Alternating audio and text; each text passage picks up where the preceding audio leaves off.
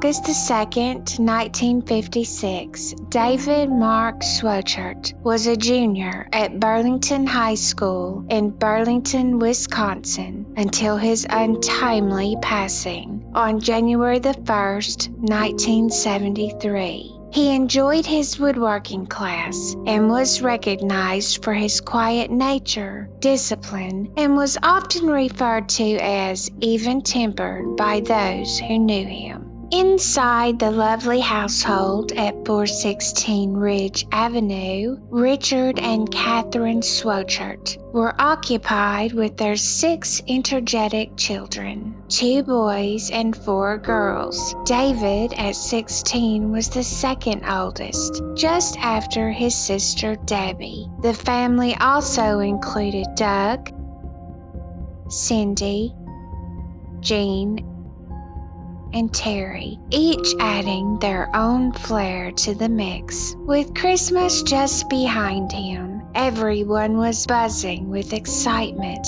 about the possibilities the new year might hold. Preparations were in full swing for the upcoming New Year's Eve celebrations. He recently started working at the Clark gas station, located at 590 Milwaukee Avenue. On the night of New Year's Eve in 1973, 16-year-old David took over the night shift from a fellow employee. It is unclear if that employee was meant to be the victim. Most likely, this was a crime of opportunity, carried out by someone who noticed there was only one attendant working and knew they had cash. This individual seized the chance and stole around $60 from David, while the cash in the back room of the gas station was left alone. Hours later, the tragic news broke that the teenager had been found dead in a field located just outside of the town. Investigators suspect that an individual planning to rob the gas station took the teenager along with them, only to end his life in a distant area approximately 3 miles away. During that period, Burlington was a tranquil city, home to 7,400 residents, which is about 3/4 of its present population. The year also brought its share of sorrow. That summer, the lives of teenage sisters Susan and Judy Pringle, both students at Burlington High School, were tragically cut short in a car accident on Spring Valley Road. When Leonard Drew, a fellow employee, sought a night off to celebrate New Year's Eve, he turned to Schwochert for help.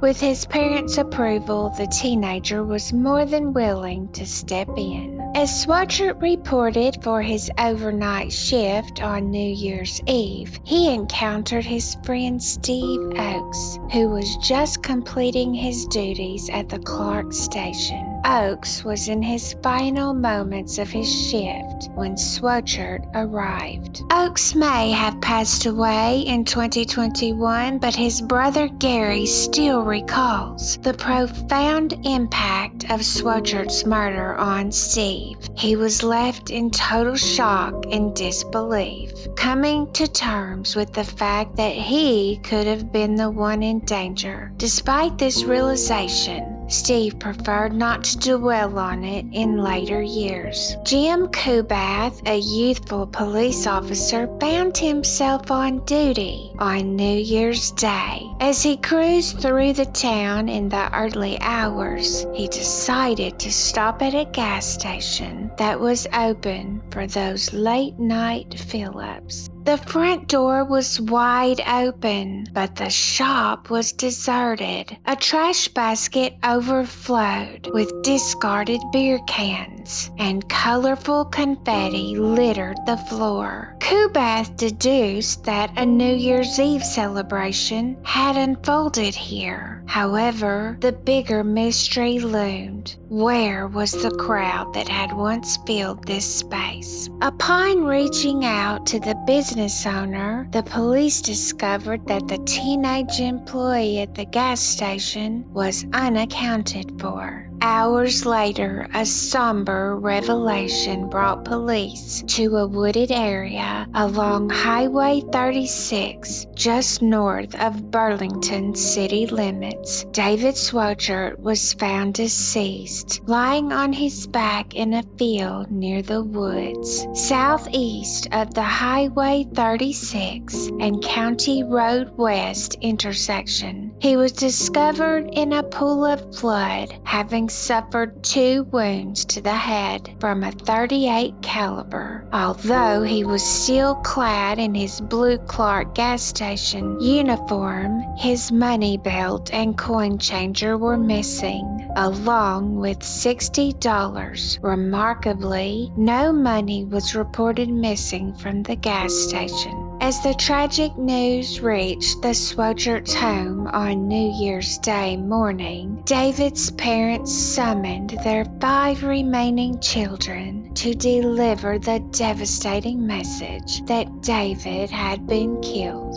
Doug Schwochert, only 14 at the time, has scant recollection of the moments and days that ensued. Nevertheless, he has lived with the haunting memory of his brother's absence, grappling with a heavy heart filled with sorrow. The episode is remembered by Burlington locals as a poignant moment of lost innocence, where a once peaceful and idyllic community suddenly felt violent and intimidating. Dozens of students from Burlington High School filled St. Charles Catholic Church to mourn their fallen classmate during the funeral service. While investigating the scene under the leadership of then County Sheriff Robert Burlington, police found a bullet buried in the ground where Schwochert's body lay. They then stumbled upon the teenager's wallet,